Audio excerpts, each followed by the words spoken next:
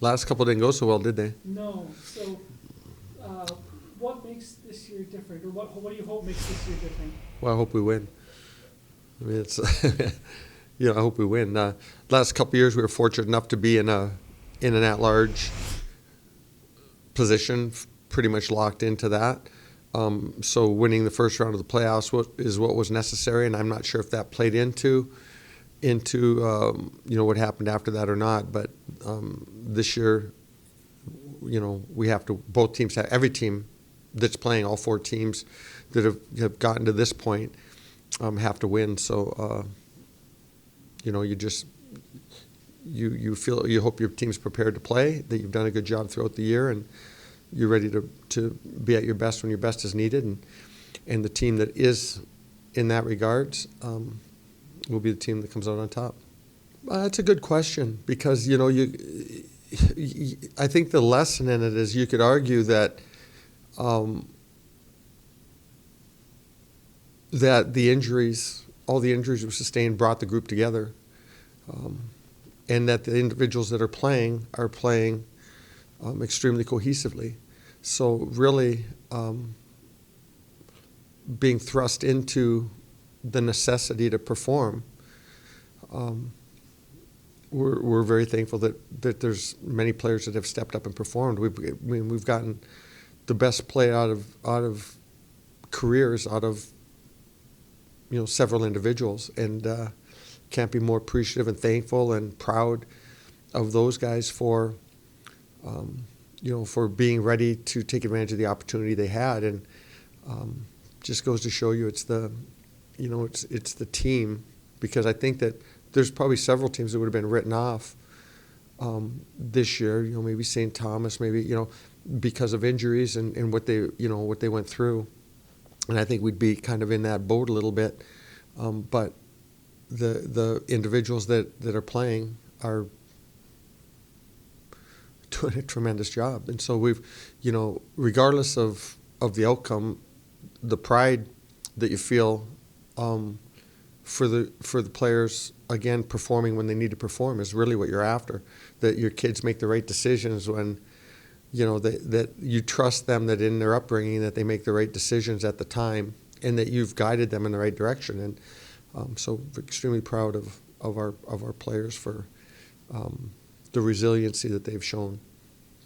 Can you say enough about kids like Bronte and Richard and Stauber, who have stepped up in big ways and moments? And Nordy and Nick Williams, exactly, and Jed getting it together, and Russell again, those are what I'm talking about. When we needed them most, they were there for the group, and that's something that's something now that they're developing within their DNA, within who they are.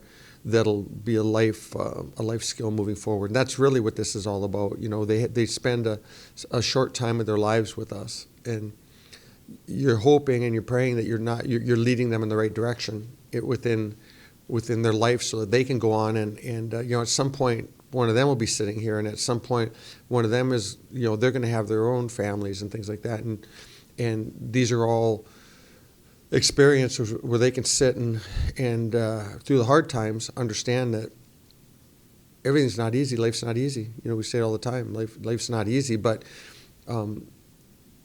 you kind of get out of it what you put into it, and are content in the result when you've laid it all out there. And I think our guys have laid it all out there, and we'll see how far we can ride this.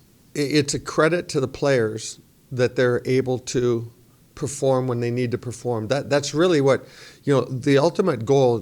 John Wooden has and I encourage anybody to look at it as a pyramid for success. It works for business, it works for life, it works for everything. There's foundational values that everybody has to have, and then you get into the specific details.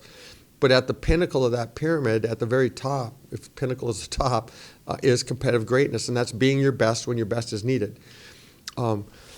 When everything else comes together, and whatever your best is, being your best when your best is needed is what you're striving for. Everything goes into place to again, starting with all the values of being a good teammate, a good person, having empathy, having work ethic, have all those things that are non-specific to what you're doing, but are integral components to the fiber of what you'll ultimately become as a team and as an individual. And those guys sticking with it. I've said it before. I've been with a lot of teams in my 30 years, and none more than this group. I've not been around another team where I thought there was as much complete oneness as there is with this group, with guys that haven't complained or come to the rink when they haven't felt like they've gotten their fair due. They come to work every day. And with that, now when we need them most, they're ready to perform. And you can't say enough about that. They could not be ready to perform. They could have coasted through life. They could have coasted through their time here, but they're ready to perform. And that goes from even the guys that still aren't in the lineup and the guys that are injured. It goes to the whole group that they have come, led by our seniors, a great, incredible group of seniors that I've, and in seniors, I'm including our fifth-year guys in Logan and Blake, and I'm including Levi Stauber, who's going to graduate in 3 years and move on with his life outside of hockey. But the entire group, starting with them and setting an expectation all the way through, that is both being pulled from the top and pushed from the guys who tried to get in the lineup.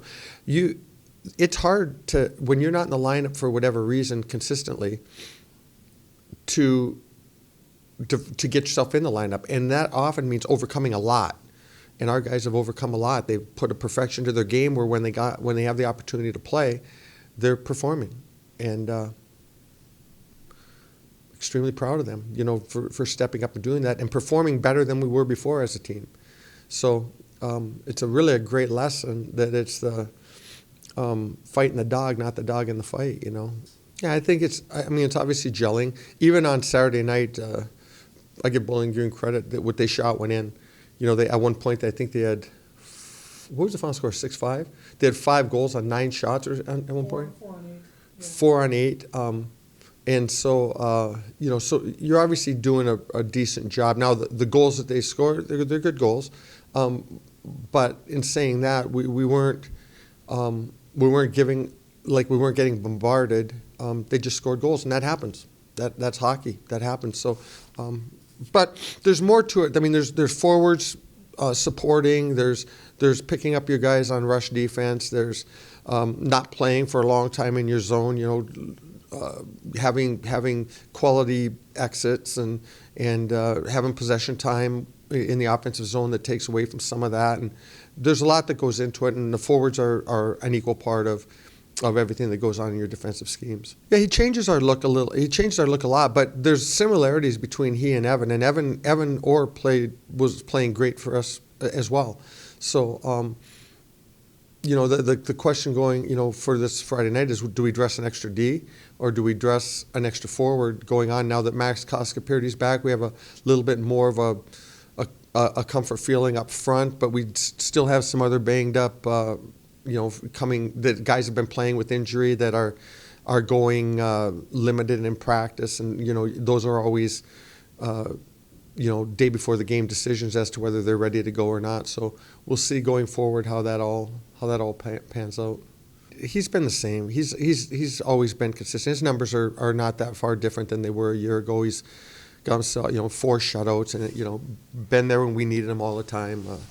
Played big when we need him all the time. There's nobody we'd trade him for in the country. He's got Michigan Tech through his blood, going through his veins, and so he's there for us when we need him, and handles himself in a great way. Always professional, always competitive. I have a lot of little thoughts in my mind over the years of little memories of him. We're little quirks. In practice, you say something. Just he's got a great sense of humor about him. He's got a great competitiveness. He's got a great calmness. He's he's a great example for others to kind of mold themselves off of, and that's what you look for out of your leaders. You're looking for examples, and we've got some great examples. Blake being one of them. Well, we're very blessed to have him. When we recruited him, and then he decided to go to Michigan State, and then as it turns out, they did a great job. Knights did a great job. He's a good friend. They went hard into the portal and things like that, and put together their team. And then I think with Gordo, it was where do I fit into that scheme of that whole thing within the depth. And when he came, when we saw that he was, looking maybe to do something different, he fits everything that we're about. I've used him with the group in life lessons. There's a little analogy Stephen Covey said at one time about, there's a paradigm or whatever of farming and of school, a comparison, and you can cheat school. Especially nowadays, go online classes, get someone to do your work. You can cheat school, but do you really get ahead in life? But you can't cheat farming. And this kid's a farm kid that farms with his grandpa, and you have to do every detail in farming. You have to burn, plow, seed, water. There's nothing you can't do. You have to do every part to hopefully get a crop, and then hope you get weather. Pray you get weather. So you have to have faith involved in it. Every value that we want within our program is represented. This kid's on the ice every day,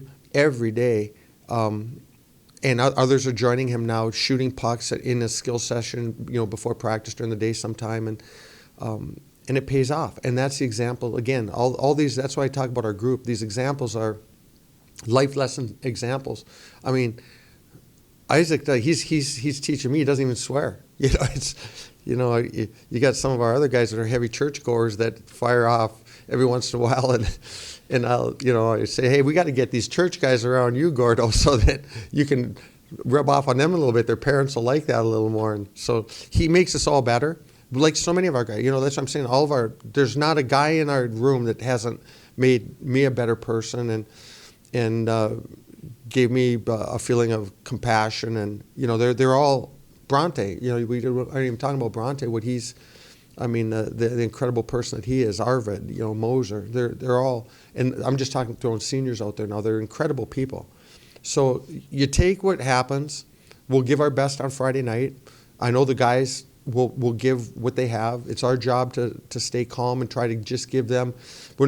Right now we're not trying to overfeed them. We're trying to keep them hungry and just give them some things that will help them, and they'll adjust to that.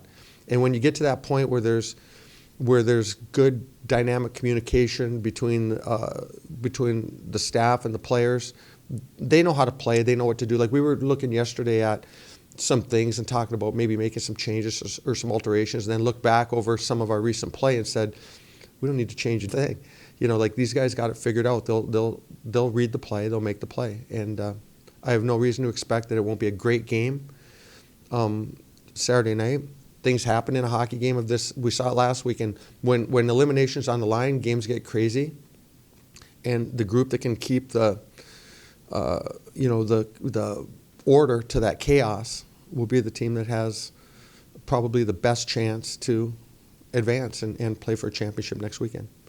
Yeah, they're playing great hockey right now. Watching them on video, they're tight in all their schemes. It doesn't matter how. We got to get one more goal than they get. It doesn't. However that happens, the team that gets one more goal is the team that's going on, and however that happens, however we are able to make that happen, we'll be happy. We'll be happy at the end if that occurs.